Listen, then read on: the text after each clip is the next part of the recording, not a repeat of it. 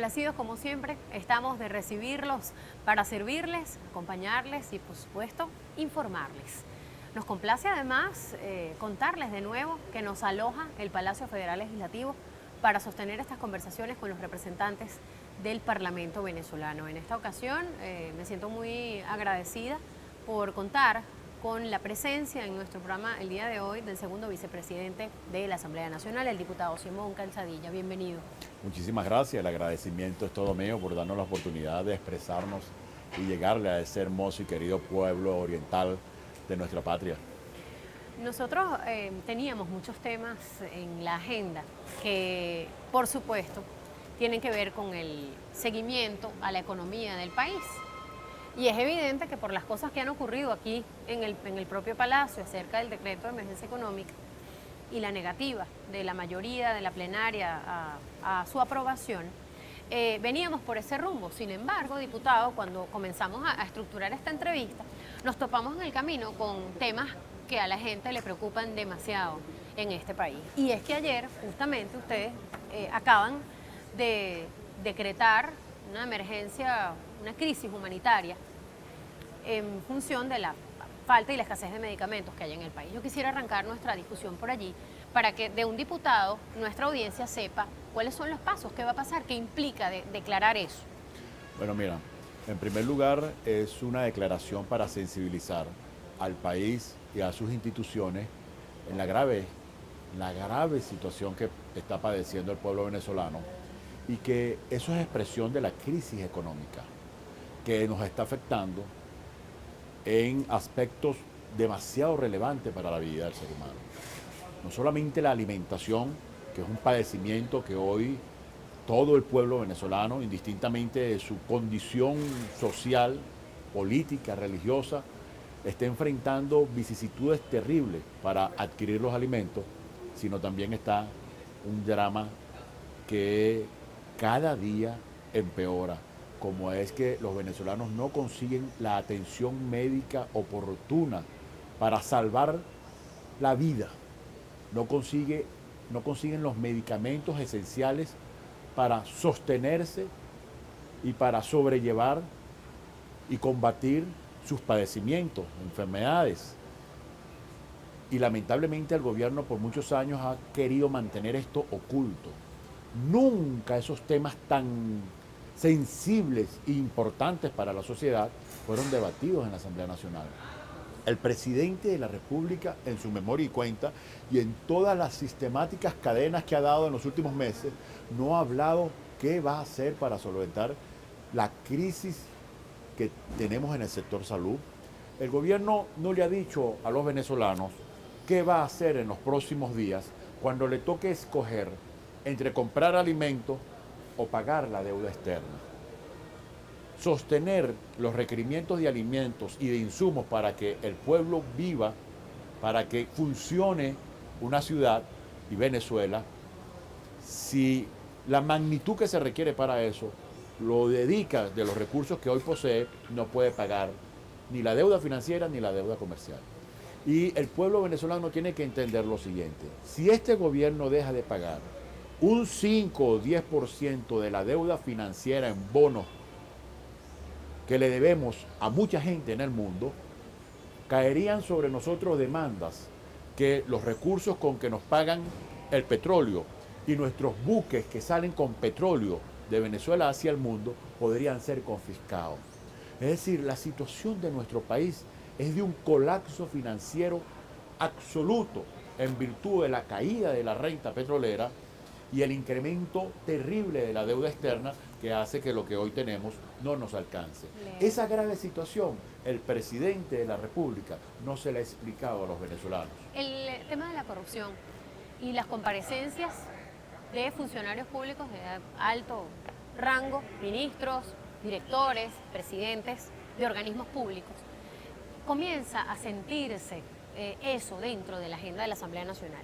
Y es una gran deuda que ustedes tenían con sus electores, también con quienes no votaron por ustedes. Sería bueno rendirles explicaciones a quienes todavía confían.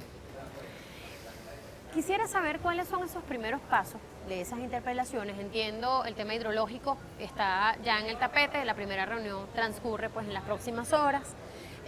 Ayer escuché, citaron a comparecer al presidente de Agropatria, ministro de la Defensa también por el caso del conejo, que quisiera así abordarlo con un poco más de detalle más adelante. ¿Cómo va esa gente? Fíjate,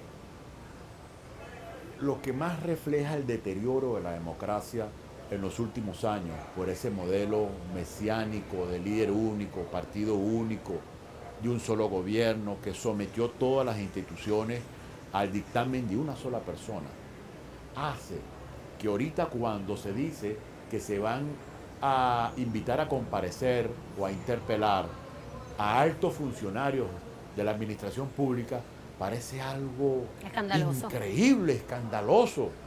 E inclusive para algunos, ¿cómo puede osar la Asamblea Nacional en interpelar a un ministro? Cuando eso es lo más normal en una democracia. Cuando eso era el pan de cada día hace 8 años, 9 años, 10 años, 15 años en el Congreso. Es competencia constitucional. Para yo aprobar un crédito adicional, una modificación presupuestaria, yo tengo que llamar a los funcionarios respectivos para que expliquen al detalle. Una de las causales de la corrupción en Venezuela es lo oscuro con que se manejan las finanzas del país, la poca información. Aquí se gastaron más de 150.000 millones de dólares y nadie sabe en qué se gastó, porque el único que lo ejecutaba era el presidente de la República y supuestamente le informaba era el Contralor. ¿Cómo un país puede permitir que un funcionario gaste 150.000 millones de dólares y dar la explicación cómo, cuándo y dónde lo gastó? Nosotros, en función de algunas investigaciones que realizamos y que veíamos que chocaban contra la pared de la complicidad, porque los jefes políticos eran de un partido y los que investigaban eran sus subordinados, construimos una propuesta que se denomina Ley Orgánica para la Divulgación de las Finanzas Públicas. Era un poco para darle transparencia al ejercicio de la administración pública. Ese proyecto está listo, pero también están otros que tienen que ver con el acceso a la información y la transparencia. Y nosotros vamos a proponer en la Comisión de Finanzas y en la Comisión de Contraloría una comisión mixta para integrar ambos proyectos y lograr consolidar, después de un buen debate y de consulta con especialistas, dotar a nuestro país, ponerlo al día en materia de acceso a la información y sobre todo acceso a la información financiera, que en este momento es vital para luchar contra la corrupción. Yo quiero cerrar por los 2 minutos que me quedan con el triste caso de Margarita, la cárcel de San Antonio, el festín fúnebre del conejo dentro de la cárcel.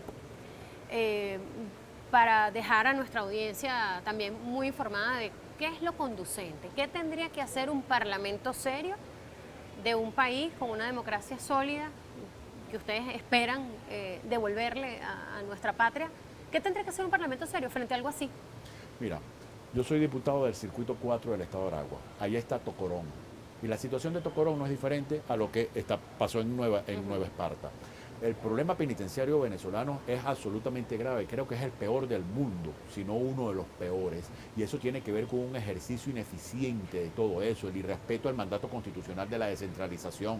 Inclusive la Constitución habla de que muchos de esos centros pueden ser privatizados, pueden ser administrados por gobernadores, por alcaldes. Es decir, aquí todas las instituciones tienen que contribuir para darle eficiencia y certeza constitucional al problema penitenciario.